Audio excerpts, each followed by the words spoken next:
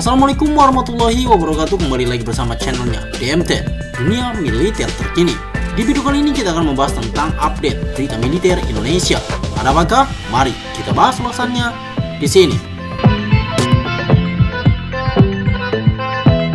Gandiwa, konsep helikopter tempur gado-gado AH-64E Apache dan AH-1 Cobra. Di map Minimum Essential Force tahap pertama, pengadaan alutsista di helikopter tempur punya perhatian tersendiri.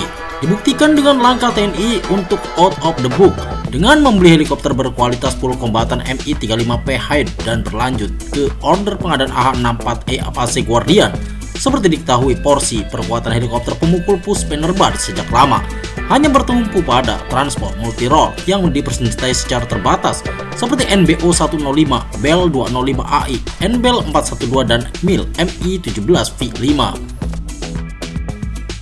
Dalam kiprah penugasannya, Puspenerbad TNI Angkatan Darat tak pernah meninggalkan komponen industri dalam negeri karena faktanya NBO 105 dan NBEL 412 dibuat dan dirakit PT Dirgantara Indonesia secara lisensi. Tapi seiring bisa melulu mengandalkan armada helikopter pemukul pada jenis NBO 105 dan NBEL 412. Yang paling mentok hanya dipersenjatai SMB senapan mesin berat 12,7 mm dan roket FFAR agar militer Indonesia punya daya getar yang signifikan.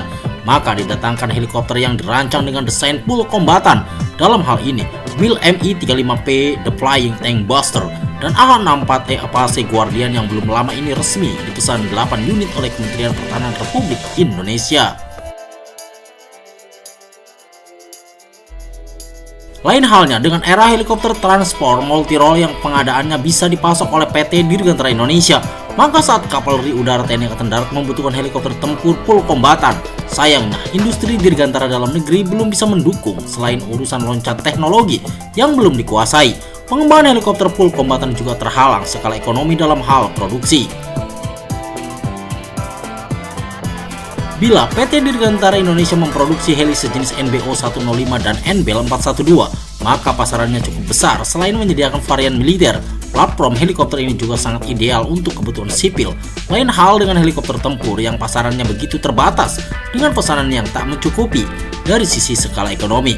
Karena alasan itulah serta-merta Indonesia mengadopsi jenis helikopter Mi-35V Hyde dan AH-64 Apache Guardian. Melihat pengadaan unit masing-masing jenis heli tempur yang sangat minim, menjadikan tawaran TOT transfer of teknologi yang diterima terbilang minim. Nah, melihat kebutuhan Puspenerbad akan helikopter berkualitas full kombatan, tak lantas PT Dirgantara Indonesia kehilangan semangat untuk memasok di segmen ini. Kini ada Mi-35V dan AH-64E Guardian, tapi kuantitas yang sangat minim. Ambil contoh pesanan AH-64E Guardian dari Boeing yang hanya 8 unit. Sementara Mi-35V juga hanya berjumlah 8 unit. Melihat luasnya cakupan wilayah Republik Indonesia, idealnya jelas kita butuh lebih banyak helikopter full kombatan untuk menjaga bentang wilayah perbatasan yang demikian luas. Bila kelak ada alokasi pendanaan alutsista yang lebih besar di bawah kepemerintahan Presiden Prabowo Subianto, peluang order helikopter full kombatan masih terbuka. Proyek Gandiwa bakal hidupkan lagi helikopter tempur tajuk helikopter tempur kombatan nasional. Dengan modal penguasaan platform dasar pembuatan helikopter, PT Dirgantara Indonesia bekerja sama dengan Dislitbang TNI Angkatan Darat merumuskan sosok helikopter tempur gunship rancangan sendiri. Tapi perlu dicatat, helikopter yang diberi label Gandiwa masih dalam tataran konsep. Paling banter baru dalam tahap proof of concept POC. Berbeda dengan UAV, Unmanned Aerial Vehicle atau drone wulung untuk kebutuhan TNI Angkatan Udara yang prototipenya terbilang sudah sukses mengudara. Gandiwa adalah panah sakti milik Arjuna yang dilengkapi tabung berisi panah tak hingga jumlahnya. Dalam konsepnya, heli tempur Gandiwa memiliki kemampuan menyergap target darat seperti infanteri dan kendaraan lapis baja dan mampu membawa rudal udara ke udara untuk pertahanan diri. Selain memberikan dukungan udara bagi pasukan darat, Gandiwa merupakan anti-tank untuk menghancurkan kendaraan lapis baja lawan. Singkat kata, peran Gandiwa tak ubahnya AH-64E Apache. Gandiwa nantinya dilengkapi 2 engine dengan 4 bilah blade komposit dan dilengkapi wing pylon untuk mensupport persenjataan yang dibawa. Basis platform Gandiwa mencomot dari struktur NBEL 412. Termasuk main rotor, tail rotor, engine, dan gearbox tidak mengalami perubahan besar dari basis NBEL 412 yang dilengkapi 2 mesin Pratt & Whitney PT6T 3D Twin Pack Namun, avionik dan sistem diubah dan disesuaikan dengan kebutuhan utama helikopter serang. Untuk memudahkan pilot dalam menjalankan misi digunakannya Glass Cockpit Avionics System. Penambahan sistem senjata dan firing control juga menjadi hal utama dalam pengembangan helikopter ini.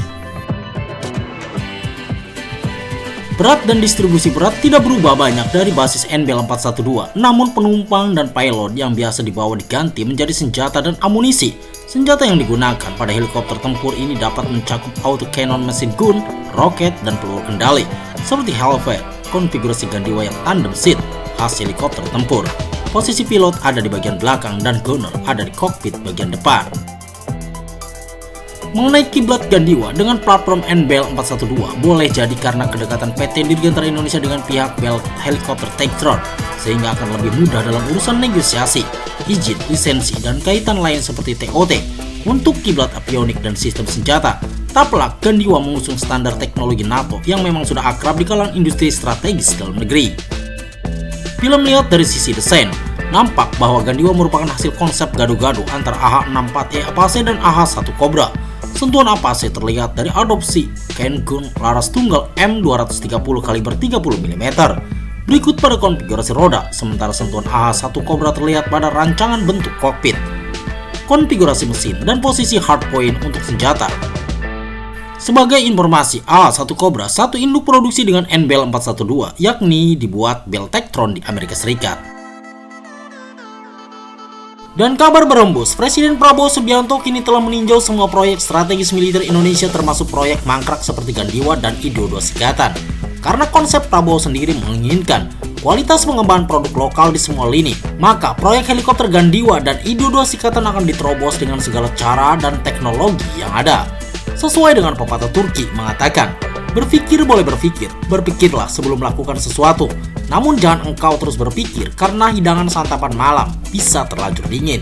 Ketika engkau meninggal, temanmu akan menuliskan angka besar di batu nisanmu, pergi dan lakukan. Nah, itu informasi yang bisa DMT sajikan untuk Anda. Semoga video ini bermanfaat untuk Anda dan jangan lupa tetap like, share, and subscribe terus channelnya DMT Dunia Militer Terkini. Assalamualaikum warahmatullahi wabarakatuh.